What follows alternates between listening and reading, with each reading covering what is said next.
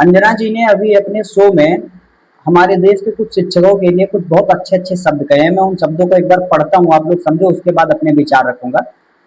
अंजना जी कहती हैं कि ये जो आजकल हो गए हैं स्टार टीचर्स, यूट्यूब वाले टीचर, जिनको कुछ जानना न कौड़ी, कभी ब्लैक बोर्ड लेकर कुछ एक्सप्लेनर बनाते हैं, खाली व्यूज बटोरते हैं, उठ पटांग चीजें लिखते हैं और उसके बाद से अपने आप को इतना महारथी समझने लगते हैं कि कुछ लोग उनको फॉलो भी करने लगते हैं तमाशे की वजह से। और वहां से जो पैसा वसूलते हैं छात्रों से, ये सबसे बड़ी चिंता की विषय है देश के लिए। ये जो एक्सप्लेनर बनाने वाले शिक्षक हैं, यूट्यूबर्स हैं, उनमें फर्क है। और वो फर्क कौन बता रहे हैं? अंजना जी बताने जा रही हैं। वो फर्क आपको समझना चाहिए कि कैसे अंजना जी इतनी गर्मी में भी आपके मुद्दे उठा रही हैं, कैसे अंजना जी इतने गर्मी में भी 50 डिग्री टेम्परेचर में बिना एसी के सारी चीजें कर रही हैं। वो आपके मुद्दे इतने जोरों शोरों से उठा रही हैं कि बच्चों के जो एग्जाम लीक हुए हैं, नीट का पेपर जो लीक हुआ है, उसके लिए वो कंटिन्यूअस डिबेट पे डिबेट किए जा रही हैं, न्यूज चैनल में अपने पैनल बढ़ाए जा रही हैं, लोगों को बुलाए जा रही हैं और धर्मेंद्र प्रधान जी के इस्तीफे के लिए कंटिन्यू बात कर रही हैं।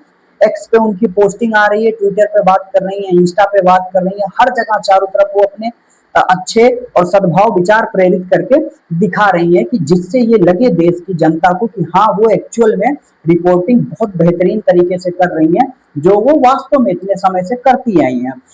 वो ये चाहती हैं, अपने दिल से चाहती हैं कि वास्तव में धर्मेंद्र प्रधान जी का इस्तीफा होना चाहिए, उनको अपनी नौकरी से रिजाइन देनी चाहिए, या फिर अपने बाहर पढ़ रही बेटी को, अमेरिका में पढ़ रही बेटी को भारत में लाना चाहिए, नीट की तैयारी करनी चाहिए। और फिर जब 2 बार कंटिन्यूअस ईयर में री नीट का ये हल्ला बोल वाला शो उनके दिमाग में जाए, तो उनको शायद समझ में आए कि हाँ, देश में बच्चों के साथ कुछ तो दिक्कत हो रही है। मैं खुद अभी युवा हूँ, मैं भी सारी चीजें देख रहा हूँ, सुन रहा हूँ। मेरी हिम्मत, मैं नीट की तैयारी नहीं कर रहा हूँ, फिर भी मेरी हिम्मत ये चीज देख के टूट चुकी है कि आने वाले इन फ्यूचर में अगर मेरा परिवार होगा, मेरे बच्चे होंगे, तो क्या मैं उनको ऐसे भविष्य के लिए प्रिपेयर कर रहा हूँ, ऐसे भविष्य के लिए मैं शादी करूं जिसमें मेरे बच्चे हों और फिर इस कंडीशन में इस देश में जिए जिसमें नेता विधायक के जो बच्चे हैं वो विदेश में पढ़े।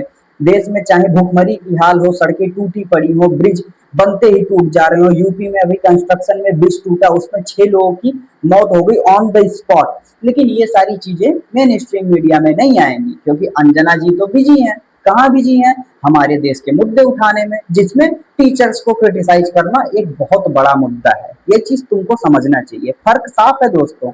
जो टीचर्स कोविड टाइम में बिना कुछ सोचे समझे, बिना फीस के लिए सोचे यूट्यूब पे आते हैं, उस पीढ़ी को बचाते हैं जो आज हम सब हैं, जिन्होंने कोविड झेला है, जिन्होंने वो देखा है जो शायद आने वाले दौर के बच्चे समझ तक ना पाए।